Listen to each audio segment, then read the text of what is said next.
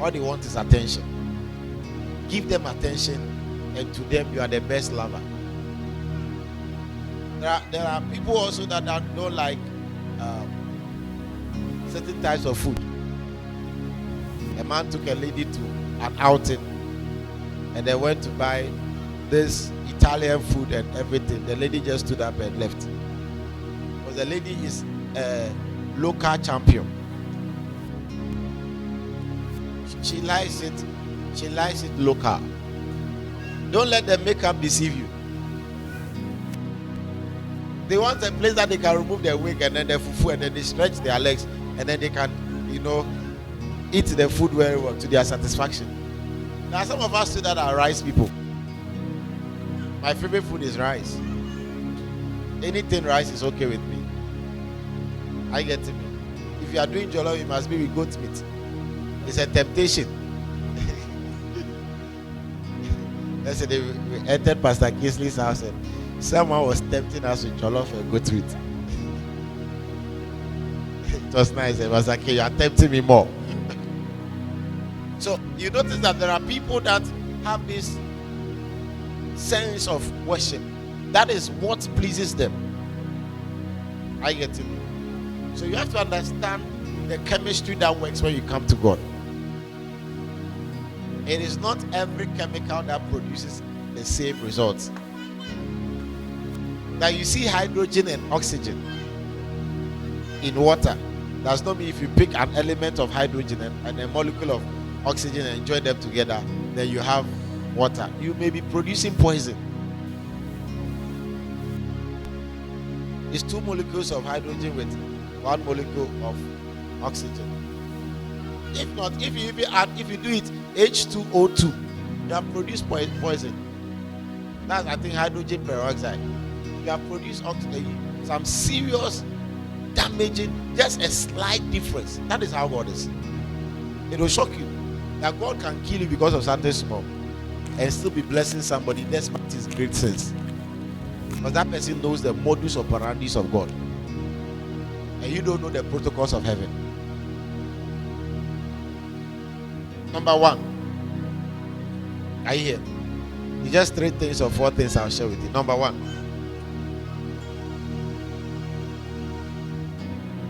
is presenting your body. Presenting your body. Say, my body is important. God needs you, the person. God is more interested in you than in your money or your gift. You see, God is looking for people to use in every area. God is looking for people to use in the film industry. God is looking for people to use in the the government. He's looking for people to use in every area. I get him. Is everything okay? I want to tell you something. Oh, I can't broadcast. They should just come to the new link themselves. Are you getting me? God is looking for people. Amazingly, you have few people who are ready to go. You see, when we preach this way, we say God is looking for people. We are not talking about the fact that everybody should become a preacher.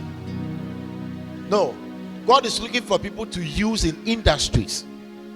There are different industries. There is what we call the media industry. There is the fashion industry. There is a science and technology industry.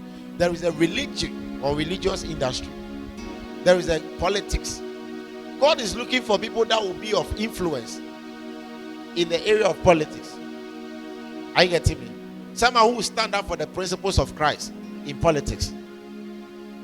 So if you have someone who has the leading of the Spirit, has been schooled in the things of God, when the person is in government, will not help to make policies and decisions that will bring Satan into the environment. That person will help to bring Christ into that environment. So when we say God is looking for people, we are not talking about prayer warriors. We are not talking about God is looking for preachers. No, that's not what we are talking about. God is looking for people that will send Christ to every part. Are you here? So the first thing is that I must present myself, because God may use me at my workplace. I may not be preaching the Bible and holding Bible in my workplace, but the life I live will be enough message to everybody in my company that Jesus is Lord. Let me tell you something. The greatest message you can preach is not with the Bible. The greatest message you can preach is with your lifestyle. Are you in church? Tell your neighbor, you are a message.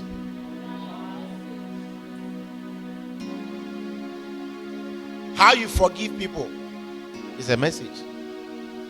How you show love to people is a message. How you talk to people is a message.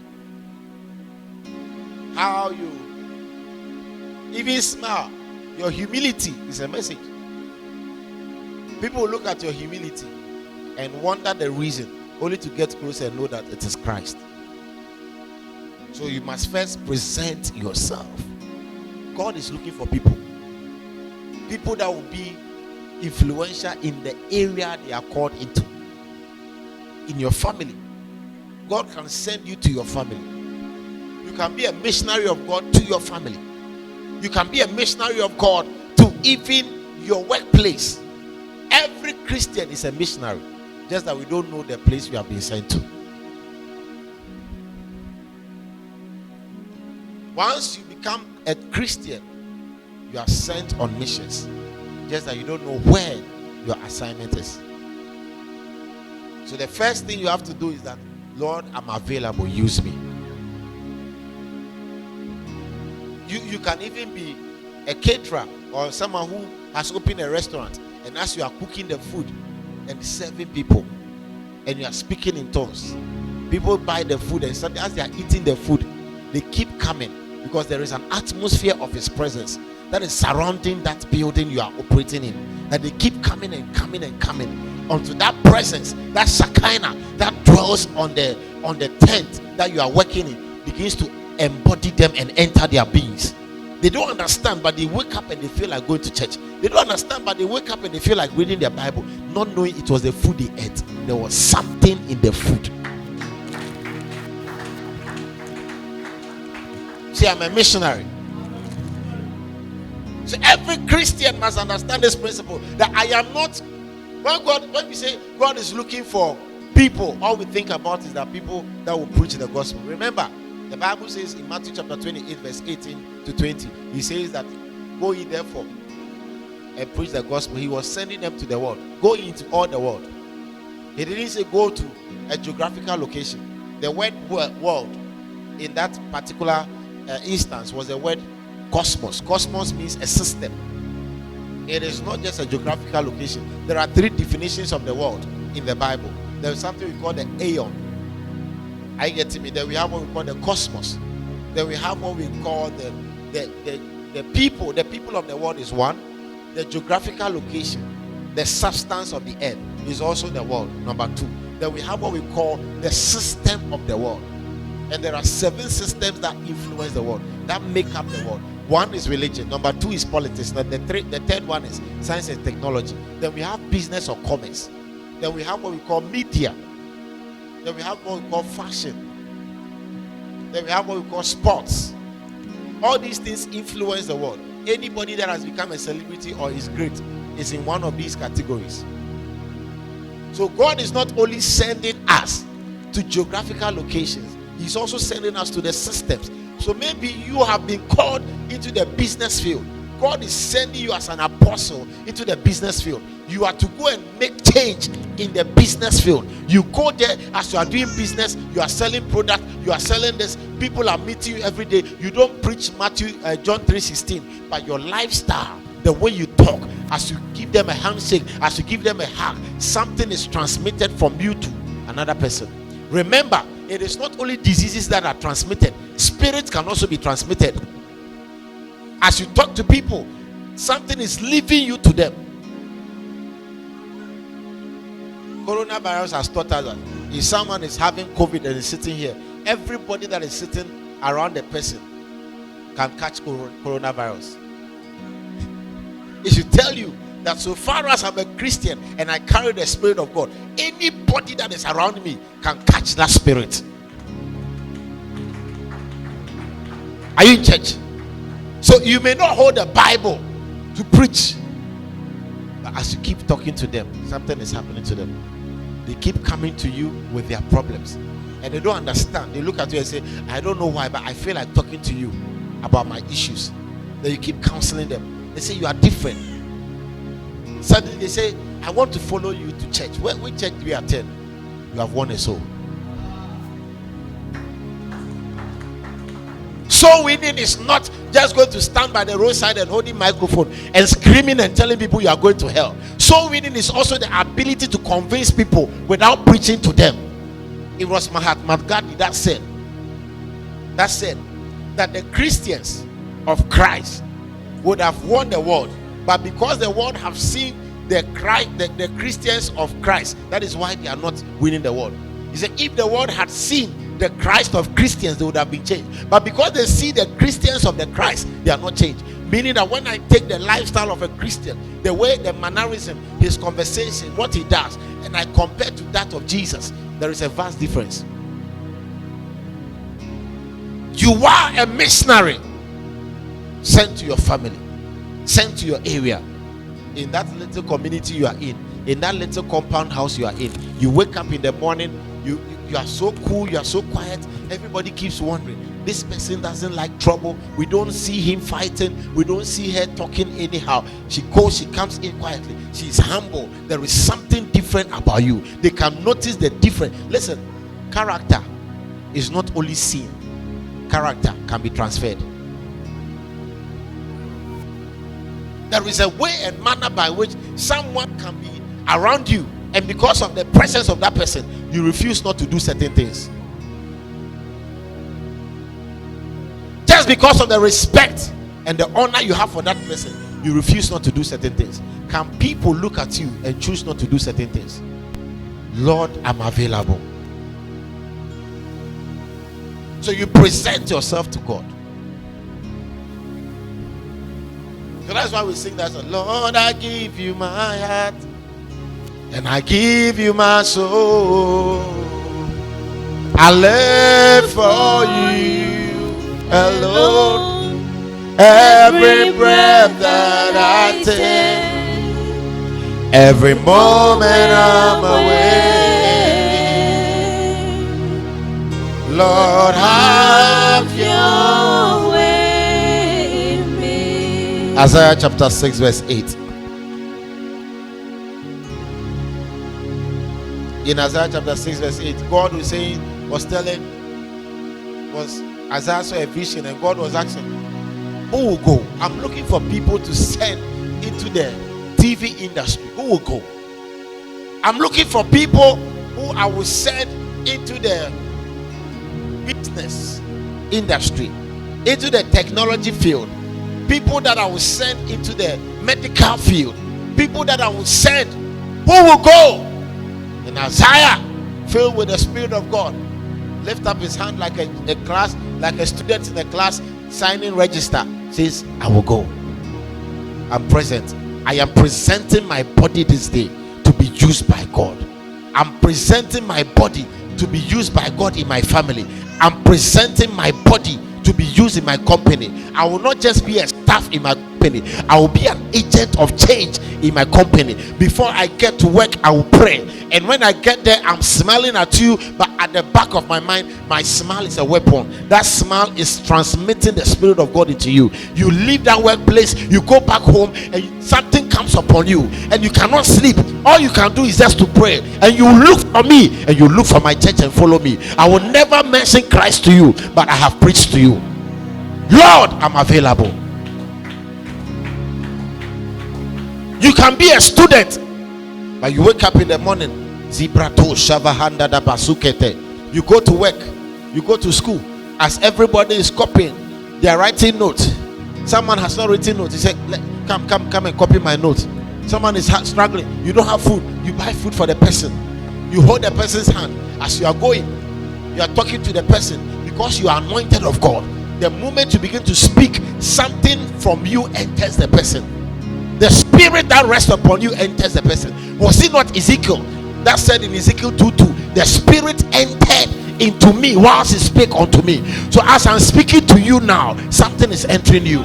As you are talking to your friend, something is entering them. As you are talking to your fellow colleagues, something is entering them. You don't need to say the Bible says. You don't need to mention the Bible says. All you have to do is to speak. Open your mouth wide and I will fill it. Is someone in church? You are selling products. It may be just a stand or it may just be a little kiosk. As everybody is coming and they say, don't look for profit yet. As they come and say, oh, how much is this thing? You just be talking to them. All you have to do is to be talking. So far as your mouth is open, something is coming out and is entering them, because there is no way darkness can defeat light. If they carry darkness, you carry light. The Bible says, and the light shineth in darkness, and darkness comprehended it not. All I have to do is to stand and be waiting for people. So my soul winning is not to go and stand on the street. My soul winning is my business center. If you understand this, you understand that your workplace is your pulpit. If you understand this, you understand that where you sell is your preaching auditorium. That is where you preach the gospel. That is where you tell people about Jesus. Is someone in church? Lord, I'm available. Who will go? He says, here am I. Send me. The concept of Christianity now is that when God is calling people, people must come, register, be called pastors before they are sent out. But what you don't know is that God has actually called everybody. Just that we don't know the area we have been called to. Is someone in church? Does it make sense to somebody? So there are some of you sitting here. You go to work. You know how to talk. As you are talking, people are looking at you. Because you have presented your body to God. That smile is not a smile. It is God smiling through you. That talking, as you are selling, how many sachets of pure water do you want? I said, I want 2. Oh, 2, is it okay for you? Ever so? As you are talking, there is a divine exchange. You are extracting that darkness out of the person. The person leaves your presence, and maybe the person had an issue with anger, but by the time the person gets home, something begins to grow because you have sown a seed. Number 2. Says present your bodies. So the first thing is that my body is available. So our brother Pinocchio may be working in the pharmacy. As people come, oh, how much is this medicine? He said, oh, chloroquine is this. We have amodiaquine. We have all the queens. Just that we don't have king. We have queen. What are the other ones?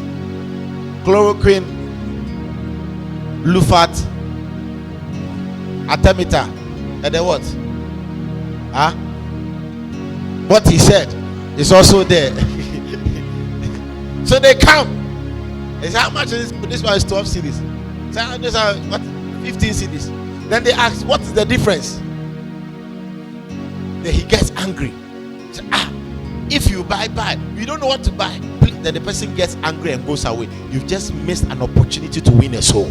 What you should have done is to humble yourself and keep quiet and engage the person in conversation. Even if the person will not buy, you're talking to the person. There is something that is happening. It was Paul that told the Corinthian church in 1 Corinthians that he said that, but evil communication corrupt good manners. The opposite is true. Good communication brings good manners.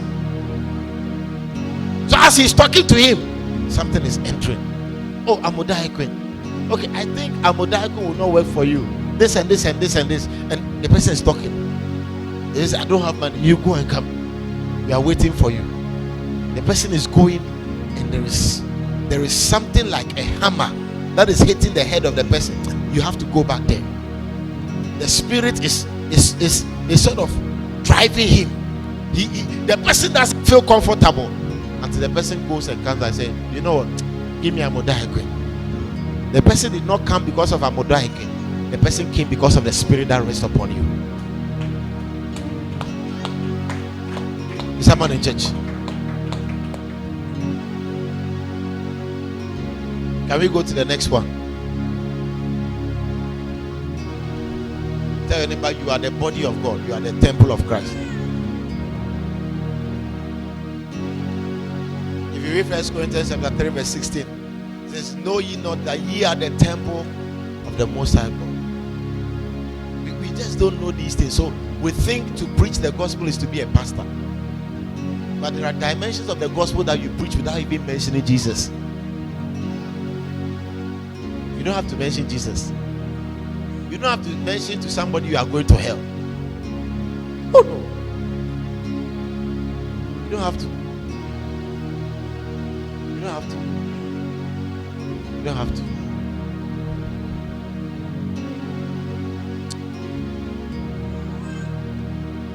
Second thing, after you present your body, it must be a living sacrifice. So he says that present your body, fine, avail yourself, but make sure that the availability you are engaging in is with a living sacrifice, not a dead sacrifice. What is a living sacrifice?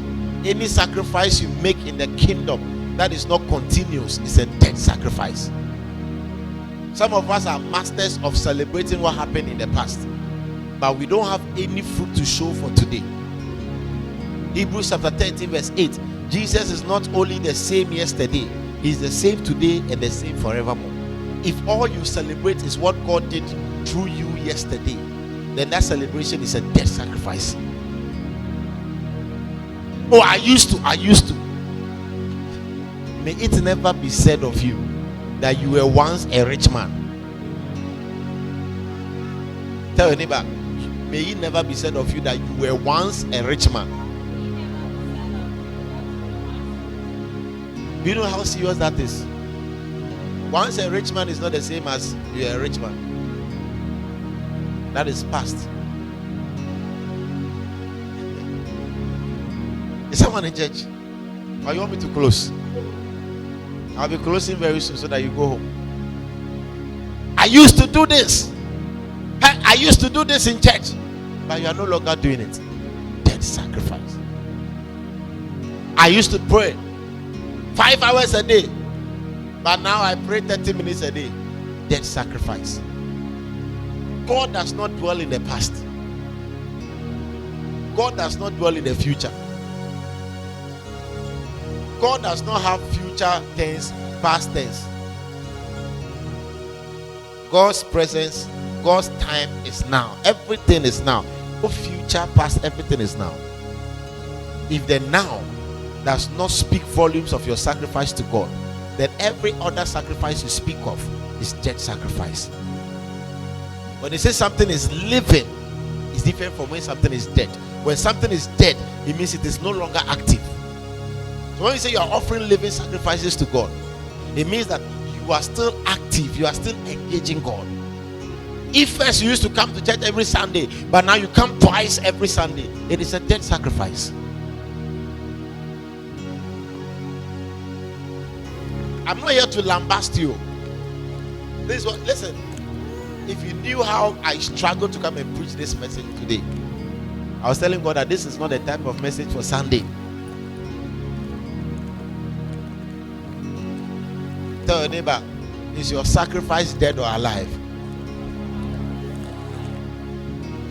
Most of the time when pastors are preaching, say they even have envelopes that have written sacrifice. So our understanding is that when I put money in an envelope, it is a sacrifice I'm making to God. But the first thing God said was that your body is what I need for that sacrifice, not your money. After I present my body, that body must be used for that sacrifice.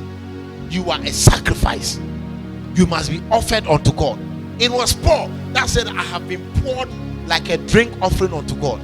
Paul looked at his life and he looked at the many things he has left, and he said that when you compare me to libation that is poured in the traditional palace, I am more than that libation, because when you look at me, I was poured out. Can the same be said of you, that you have been poured out to God? What is your sacrifice? Show me your sacrifice, and I will show you the authority you have in the kingdom. Authority is not gotten through just prayer. It is gotten through sacrifice. Most of the time you see us and then we complain. We come to church, we complain. There is so much complaining in the body of Christ that we want comfort before we will serve God. If comfort is only the thing you stand on to serve God, then I tell you, you are operating with a dead sacrifice. Because a living sacrifice does not care what you say, does not care what you do. The most important thing is that this is my assignment, I'm still going to do it. Let the pastor even insult me. The most important thing is that I am operating by the living sacrifice principle. If anger is in you, you cannot do this thing. It also applies to your business. So someone will say, me, I used to be very cool. I used to be very humble. I mean, I didn't like, when people do things, I didn't like to talk. But now I have changed. You have changed because you have graduated from living sacrifice to death sacrifice. Maintaining that culture of humility is a sure sign that you're operating in living sacrifice and not death sacrifice. There is a culture in the kingdom. There is a culture of continuity. That is what preserves you as a Christian. That you started well does not mean you will end well. Jesus is not only Alpha, He's also Alpha and Omega, the beginning and the end. It's not just a matter of how you began, but do you continue in that same life? Most of us young ladies are not humble. We are filled with pride. The whole church is quiet. This quietness is sponsored by Romans 12:1. You see us, we don't carry the marks of humility because we are not ready to sacrifice. It takes sacrifice to be humble. Don't be humble yesterday and be proud today. That's not what God is looking at.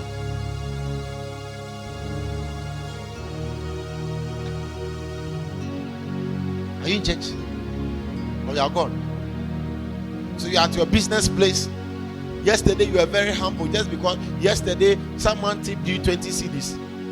So you are very okay, you are excited. But the following day you lose the excitement because nothing is coming. And now you talk to people anyhow. You are operating by a dead sacrifice. You are counting yesterday. But God does not count yesterday to bless you. God is a God of the now.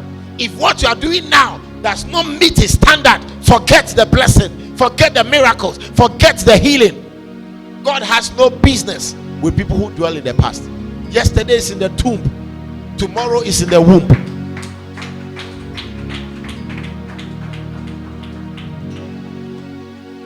Tell your neighbor, yesterday is in the tomb, tomorrow is in the womb.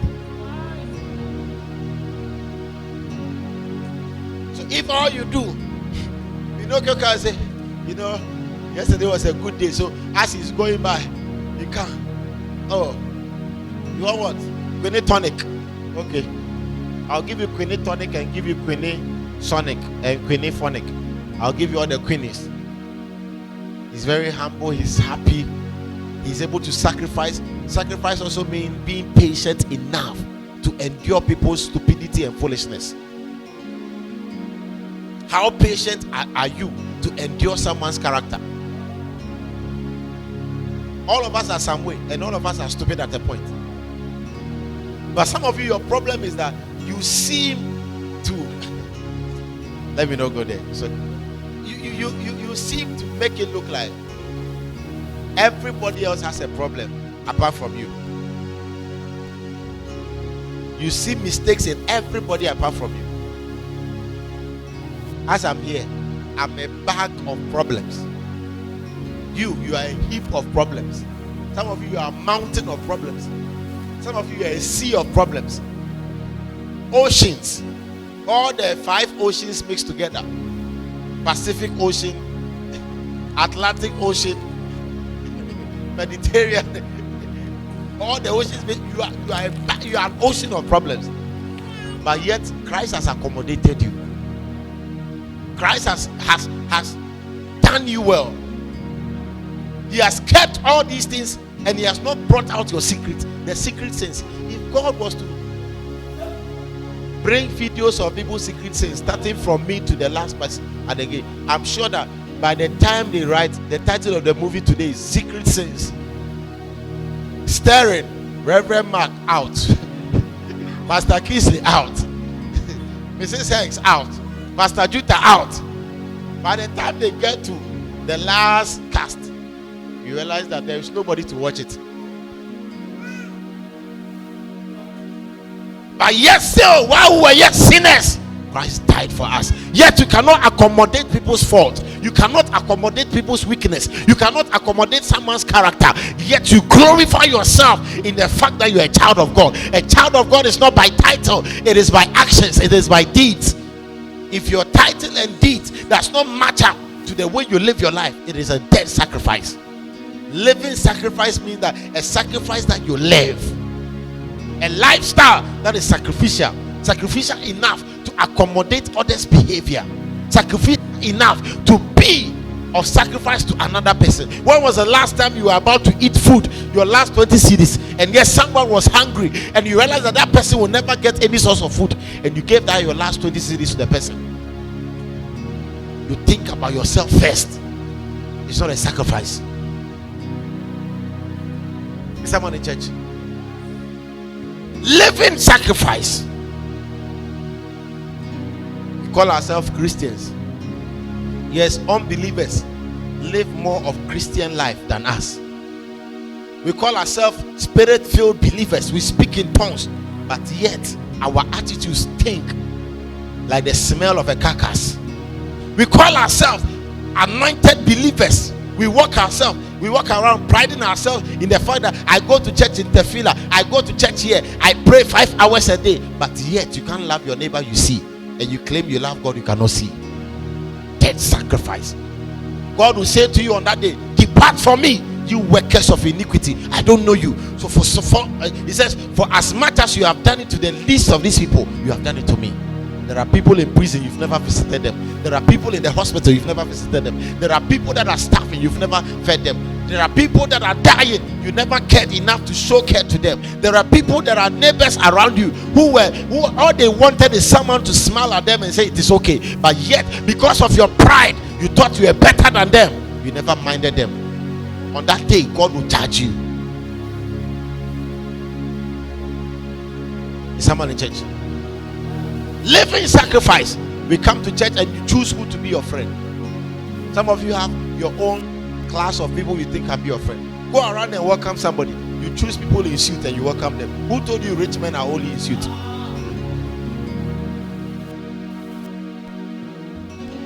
If riches was identified by what we wear, then most people are billionaires. Because in Africa, people who are not rich borrow from the rich to look rich. People who are not rich borrow from the rich to look rich. That is Africa. They will go and borrow money from and come and do rich things to appear rich, but they are poor. You are quiet. Can I close? Living sacrifice. We can't even make any commitment to God again. We are in a generation where they see a little fault, they will leave you. Yeah. Can you believe that some people left this church because they claim we don't close early? They left. But you've forgotten who you are. God accommodated you. If the church does not become a family, it will only become a religious organization filled with hypocrites and ignorant people, devoid of the substance of the Holy Spirit, full of pride, killing one another. There is no generation like this generation that kills its prophet but yet celebrates God. There is no generation like this generation that will kill men of God with their words but yet stand on their status and say glory be to God. Who are you deceiving? When God wanted to save mankind, he never became an angel, he became a man, to show you that it takes a man full of weakness to save another man who has weakness. Someone in church. You are sitting down looking at me. All you are interested in me. As for me, I want to marry someone who doesn't have the. I want someone who want. I want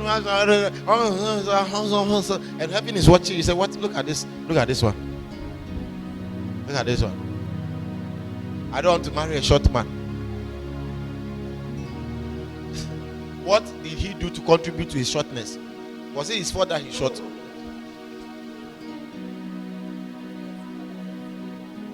I don't want a fair. I don't want a dark lady. I want fair. Fair to look upon. So what did the dark lady do to inherit that dark? Is it her fault that she's dark? Living sacrifice. If God is to show you who you are to marry, if everybody was praying that God show me who to marry, some of you have to travel to Colombia to marry a cripple.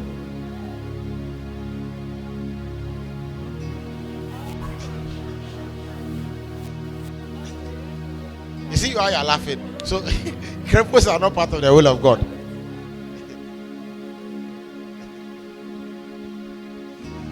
Living sacrifice is not there. See, as we pride ourselves, I'm a Christian, I'm a church worker. You sing gospel songs. Early in the morning, you are playing gospel songs. You are playing these nice songs. What are the songs they play in the morning? Huh?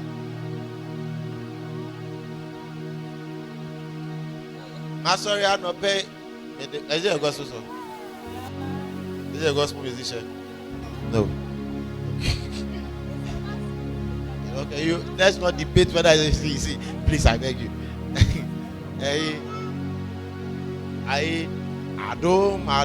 Adam. They are playing it, they are in the spirit. You play so loud that your neighbors cannot even sleep. You are in the spirit. Then when you wake up, when you finish and you come out like that, you can't even greet your neighbor because of pride. You are waiting for someone to greet you before you extend a greeting. And when they say it, you say, "She did not greet me. She is supposed to greet me." Don't let me start. Because humility is the ability to take the first step when you are even right.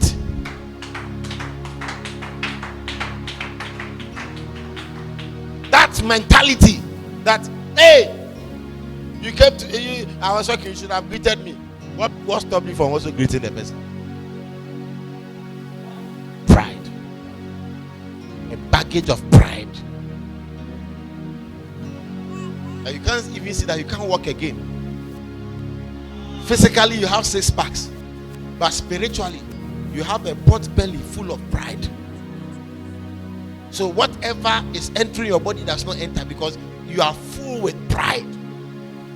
And very soon, just like Satan, you fall to the ground. The highway of pride always leads to destruction. Pride is a highway into a pit. There is no stop sign, there is no traffic light to regulate you. Humility is full of potholes, because those potholes are to slow you down in life, to notice the different turns and curves in the journey. When you're on the journey of life and there is nothing to slow you down, get ready. You will be in distraction. Do you know why? Because every road, no matter how long it is, at a point has things to slow you down. They have signboards to say 50 kilometers at this point. When you are driving 100 kilometers instead of 50 kilometers, do you know what can happen? When there is an animal passing, the animal may not die, but you die. If you've never driven before, try driving at the top speed and you realize that just a little break can make your car somersault. Living sacrifice. Ask your neighbor, is your body a living sacrifice? Now people are looking for a convenient church, a church full. Listen, a church without issues, a church which is perfect. The day you find a perfect church, that church will become imperfect because of you. Because by your entering into that church, you being imperfect has made the church imperfect.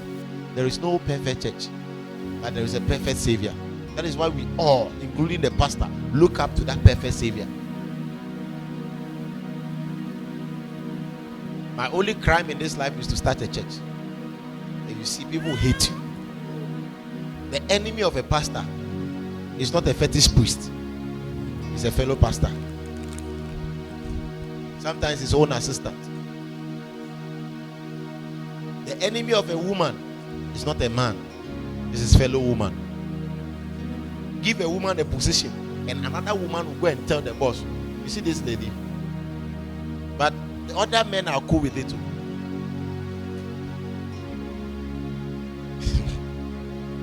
The gender called woman is a message I have.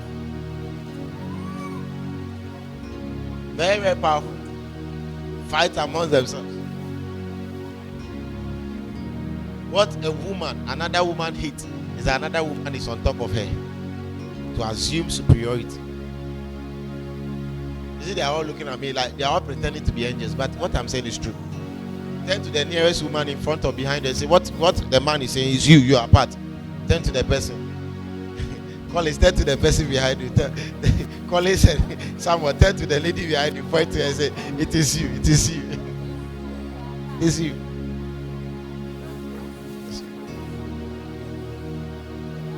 You see, the ladies cannot tell fellow ladies. Yes. Go to any institution where you see a fight. It's either a woman who began it or it is women who are fighting. Women are powerful. When they understand their place, I tell you, you'll be amazed at how far God will take you. Are you in church? Can we go home? I've just shared 2. So, the first thing is that you must present your body. The second thing is that it must be a living sacrifice. The third one is that it must be holy. And I'm going to redefine that holiness to you, because your idea of holiness is that I don't fornicate, I don't drink, the 6 major sin, which we call the 6 major killerhood diseases or killerhood sins. I don't kill. I don't do what? I don't fornicate. I don't drink. I don't steal. I don't murder. I don't do these things. As for me, this is my if that is your definition of holiness, then the devil is more holy than you. Where did you read the Bible that the devil is tempted to fornicate? Have you ever seen the devil fornicating before?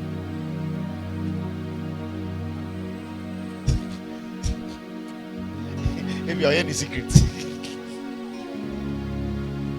Holiness is when you understand that you are being consecrated, separated unto God. It is that separation that leads you. Listen, let me explain something to you. Recently, I saw, they said they had a fetish priest.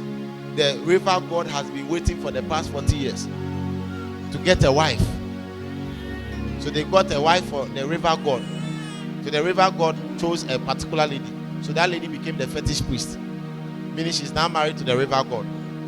So they dress her in a particular way. So what happened now was that from that day, that woman is supposed to live a particular life because she's now the property of another. Holiness is not you doing things to gain the attention of God. Holiness is understanding the fact that you are now the property of God, and not anybody at all can gain access to that property. So if this man is my property, I cannot just allow people to enter into that property. Are you understanding? That is holiness.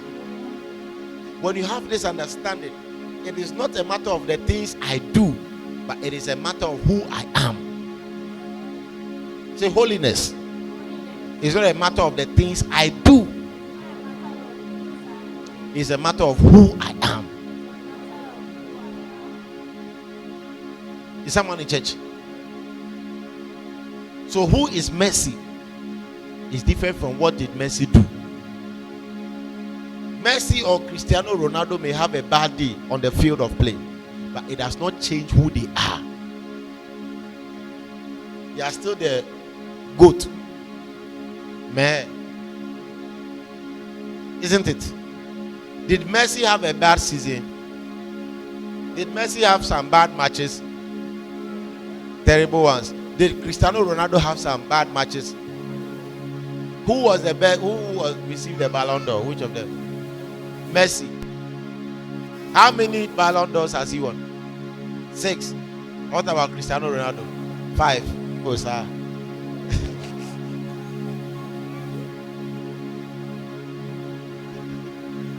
Hey, I can see the Barca fans are talking. So now, despite the fact that Messi is considered the greatest of all time, or he's considered the best player award for this particular season, he still had some bad moments. But it does not change who he is. He is Messi. If you are crediting holiness to what you have done, then you have failed. Because your righteousness, how many of you have done some things that you prayed for forgiveness? You see, don't be a hypocrite. That hippopotamus attitude must stop. It means when you even pray, you don't ask for forgiveness. Pride. I would an angel.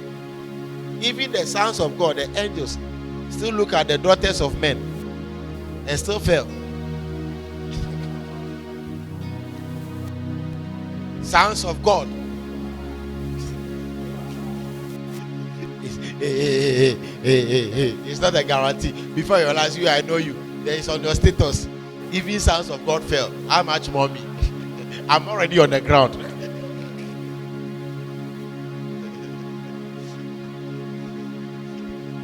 Are you here? So our mentality of holiness is okay. I don't do this. I don't do this. I don't do this. I don't do this. I don't do this. But it's only this problem I have. Are you aware also that someone also doesn't do certain things? Okay, the only thing he does is what you don't do. And what you do is what someone does not do. So if your definition of holiness is by what you do, then everybody is not holy. By everybody's standard. Because what is holiness to me may not be holiness to Pastor Kingston. So there is a standard of holiness. Who I am is the fact that I am a chosen generation, a royal priesthood. I am the preciousness of God. That is holiness. I have been chosen. Now, when you go to Pastor Jute's company, there's a particular dress they wear. 9-store building, furniture, everything on point, classy building. But when you enter, for you to be a staff, you have to wear that. The moment you become a staff over there, the next thing they do is that you get this dress and wear. Failure to wear this dress can attract penalty. You don't wear the dress to be a staff. You wear the dress because you are a staff. What most people do is that they try to be Christians by the things they do, forgetting that it is being a Christian that makes you do certain things. Listen, there are Muslims, there are unbelievers who have never smoked before. They don't womanize. They don't steal. They are very committed to their work. If you are defining holiness by that term, then an unbeliever is more holy than you. Are you in church? So you are to present your body living sacrifice, holy. It must be holy. Not anybody at all can even just talk to you. You are holy. You can't just go anywhere.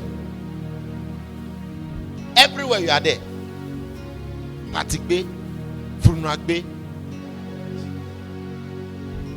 What you like the most is the funeral jollof. Someone has died, and all you are thinking about is the jollof. The funeral jollof, and I don't know what it is about funeral jollof. There is something about the taste that makes you never satisfied.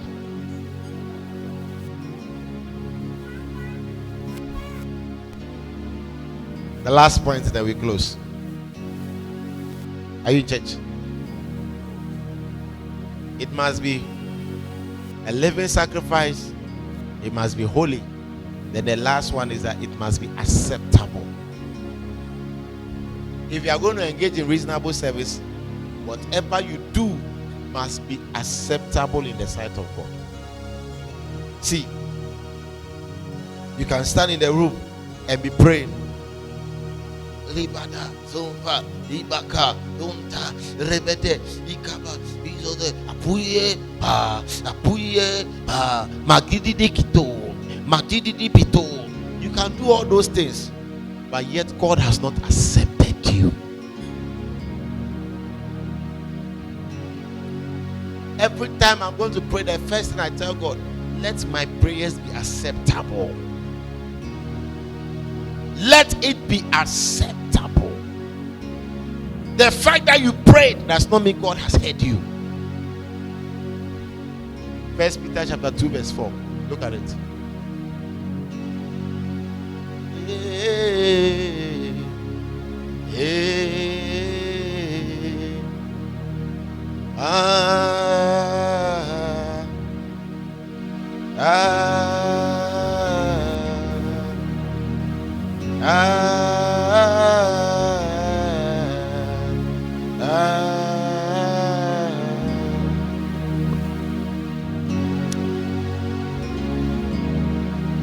Look at it. To whom coming as unto a living stone, disallowed indeed of men, but chosen of God and precious. Ye also, as lively stones, are built up a spiritual house. Have you seen it? An holy priesthood to offer up. So have you seen the same method here? Spiritual sacrifices. Acceptable. The matter is not what I did. The issue is, was it accepted?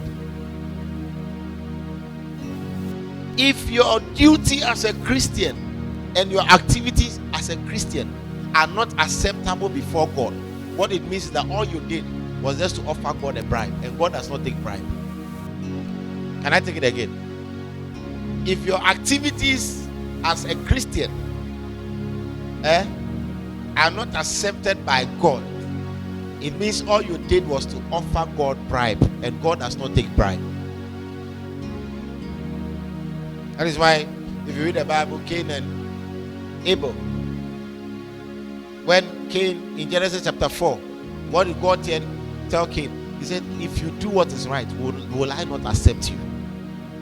That means that Cain was just doing something to bribe God. Some of you are expert at bribing God. Let me just come. At least once I come, they will know that I've come to church. It's not from your heart. There is a prayer that you pray secretly. That is to glorify yourself and not to pray to God. There's a prayer you pray so that when you come out, you feel good that you have prayed. But it is not because you love God. God does not accept such prayers. There are some of you, when you are praying just to make yourself feel good. I'm talking about the type of prayer you are praying, and then after you finish praying, there is some kind of pomposity and some pride that comes with you, so that you almost want to tell everybody it's because today I prayed.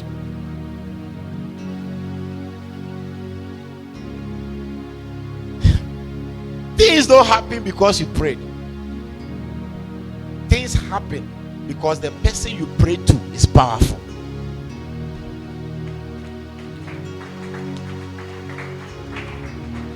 If it is just by your prayer, then everybody prays. Yes, that everybody prays to different gods. It is the person you pray to that determines the results. So prayer is good, but understand that who I'm praying. Some of you pray, but you see, some of you pray just to make yourself feel good. Yes. And then you look at another person, and then you sort of say in your mind, I pray more than this person. And all of us are guilty of this thing. How many of you have not said to yourself, I'm better than this person. I pray more than even this guy doesn't pray. So in your mind, you have what you call estimated amount of prayer that is acceptable in the sight of God. You can pray 24 hours. Listen, I wish all of you come for the convention. That's when I'll tell you that it's not everything that is secret, that is done in the secret place, that is acceptable in the sight of God. But most people have already lost that blessing that comes with secret works. When they say secret place, the reason why it is called secret place is because everything that is there, done there, must be kept secret, including the number of hours you prayed, including the time you prayed, and including the activities in the secret place. Telling someone even that I prayed. I saw a very great man of God in our time, and I was watching him, and for some strange reasons I just couldn't listen to him again. And I was asking myself, what is happening? And God said, there is something he did. He did not sin, he did not fornicate, he did not commit adultery, but that he exposed people to his secret place. And anytime you expose people to your secret place, it will be attacked. I'll show you during the convention that Pinocchio has a secret place. Even the secret place must be kept secret from people. The activities of the secret place must be kept secret. And then the engagement of the secret place must be kept secret. That's what makes you a secret agent of God. Are you me? I pray every night, 12 midnight. At 12, haven't you noticed that the moment you said that, you can't pray again? You've lost the reward, so God will not give you the grace to continue. The day you tell somebody, me, I pray 8 hours a day, from the following day you realize that you can't pray 8 hours again. You'll be praying 30 minutes. The day you tell somebody, me, I give to them of every year on my birthday, I give. From that day, that was what the man of God did. He was teaching people, he was telling them that you have to pray this number of hours. Even as I'm talking to you today, for this thing to happen, I have to tarry in the presence for this number of hours. And God told me, don't make the same mistake he has made, because that is what people do, and they don't realize I have left them. But because they still continue in the works of righteousness, they think I am holy, so God is still with me. That is how come David will kill someone's husband, but God is still with him. And Saul didn't do anything. All he did was to sacrifice at the wrong time and not wait for Samuel. That was all Saul's problem. He didn't kill anybody, but yet God left him. David, who was not holy, God was with him. He said there has never been a king like David. David, you took Nabal's wife, Abigail. You took Uriah's wife. You married a woman. They even gave the woman to your friend. After you became a king, you sent a message that they should bring your wife back. That is number 3. Then you had other concubines. But yet, there is no king like David. And yet the Bible says that Jesus is the son of David, because his secret place was kept intact. I teach you a mystery. That's what I'm saying, that holiness is not priding yourself that I don't do this, I don't do this, don't do this. Holiness is when you keep secret that which God has given you sacred. That's why Matthew 6, every Christian must read Matthew 6 from verse 1 all the way to 14 and understand secret works. See, when you are giving, don't even let your left hand know what you are giving. Are you getting me? Yeah. Because recently, I think just yesterday or so, I was tempted to tell somebody the number of hours I prayed. Then it was as though someone was standing in front of my mouth with a knock. Say it and you receive a knock. And there was nothing. It's not like it was with the wrong motive. I was just encouraging people. God was like, say it and you receive a knock. Are you aware that nowhere in the Bible that Jesus said that I prayed this number of hours? It is the disciples that record part. Have you noticed? Jesus never said, I'm going to pray. It's the disciples that record it. Let others record your secret works, but keep mute about what you do in private. Rise to your feet and let's close.